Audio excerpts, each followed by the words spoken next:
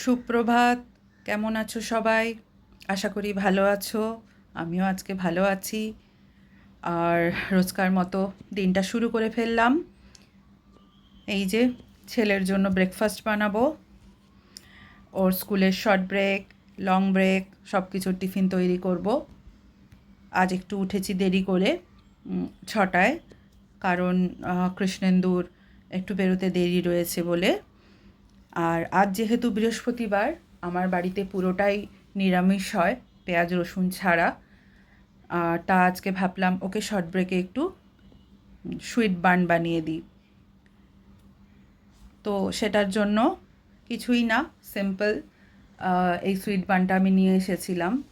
আর ও মিষ্টি যে জিনিসটা যেহেতু বেশি পছন্দ করে না, তাই জন্য আমি ওর ভেতরে একটু স্যালাড ভরে একটু রেডি করে দেব। তোমরা দেখো, এই যে আমি বানটা কাট করে নিলাম মাঝখান থেকে।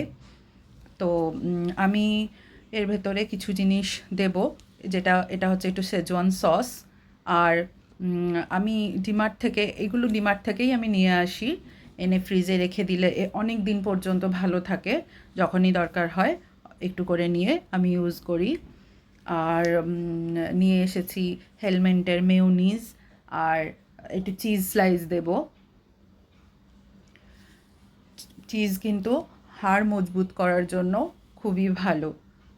ভিটামিন ডি সমৃদ্ধ থাকে, ভরপুর থাকে ভিটামিন ডি, তো যার জন্য। আর মাঝে সাঝে একটু আধটু খেলে ওটা কিন্তু কোনো ক্ষতি হয় না। আর বাচ্চা ছেলে ওরা এখন সব কিছুই খেতে পারে, কারণ ওদের পেটে এখন যাই দেওয়া হোক সবই হজম হয়ে যাবে। সারাদিন দৌড়ঝাঁপের ব্যাপার থাকে, তো ওদের জন্য এনার্জিটা থাকা খুবই দরকার। একটু মেয়োনিজ আর একটু শেজওয়ান সস দিয়ে আমি বানটার মধ্যে একটু লাগিয়ে নিলাম। আর আজ যেহেতু থার্সডে, বৃহস্পতিবার, সেই জন্য আমি শুধুমাত্র এর মধ্যে দেব একটু শসা, টমেটো, বাস এইটুকুই। কারণ পেঁয়াজ খেতে এর মধ্যে পেঁয়াজটা দিলে একটু ভালো হয়, কিন্তু পেঁয়াজটা আমি দেব না, কারণ পেঁয়াজটা আজকে যেহেতু বললাম ভেজ ডে আমার, বৃহস্পতিবার, তাই। আর এই স্যালাড দিলে ও স্যালাড দিয়েও খেতে খুব ভালোবাসে। এর মধ্যে অনেক কিছু দেওয়া যায়, যেমন আলুর প্যাটি করে দেওয়া যেতে পারে, ননভেজ খেলে চিকেনের প্যাটি করে দেওয়া যেতে পারে। তো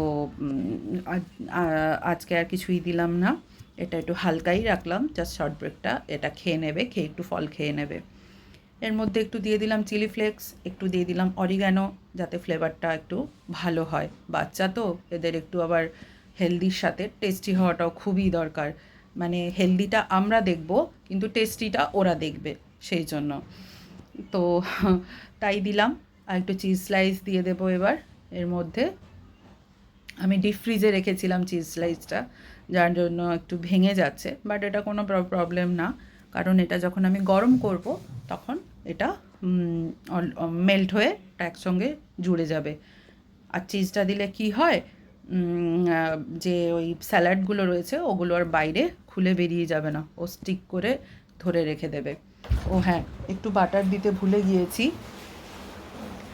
একটু বাটার দিয়ে আমি একটু বানিয়ে নেব। একটু বাটারটা তাওয়ায় না দিলে ব্রেডটা স্টিক হয়ে যাবে, তাই জন্য একটু বাটার ব্রাশ করে নিলাম। ব্রেডটা এবার দিয়ে দেবো এর মধ্যে, দিয়ে একটু ঢাকা দিয়ে 1-2 মিনিট একটু রাখলেই চিজটা মেল্ট হয়ে যাবে। আজকে এই বার্গারটা, ভেজ বানটা বার্গার বলে দিচ্ছি বারবার, কারণ এগুলো বার্গারের মতোই দেখতে হয়।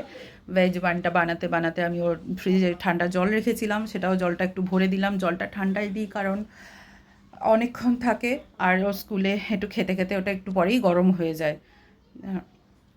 এটাও হয়ে গেছে, আমার বানটা বানানো হয়ে গেছে। এর সাথে আমি লং ব্রেকে আজকে ওকে দিয়েছি রুটি আর একটু ভেন্ডি সবজি, ভেন্ডি ফ্রাই করে দিয়েছি ওকে হালকা করে, একটু মিষ্টি দিয়েছি ছোট্ট করে র্যাপ করে। আর এটা দিলাম, ওটাও লং ব্রেকে খেয়ে নেবে, আর এটাও শর্ট ব্রেকে খেয়ে নেবে। প্যাক করে দিলাম। খুবই তাড়াতাড়ির মধ্যে ঝটপট এগুলো বানাতে হয়, যাতে হেলদি টেস্টি দুটোই হয়। তবে আর দিয়ে এবার এখন আমি বেরোবো। অলরেডি 7:40 হয়ে গেছে। তার মধ্যে আমাকে এবার বেরিয়ে যেতে হবে, গিয়ে ওকে স্কুলে ড্রপ করে এসে আবার বাড়ির কাজ করব সব। সেই জন্য তোমরা সবাই ভালো থাকো। প্রচণ্ড গরম পড়েছে, সবাই জল খাও বেশি করে, আমিও ঘেমে গেলাম। টাটা, ভালো থেকো।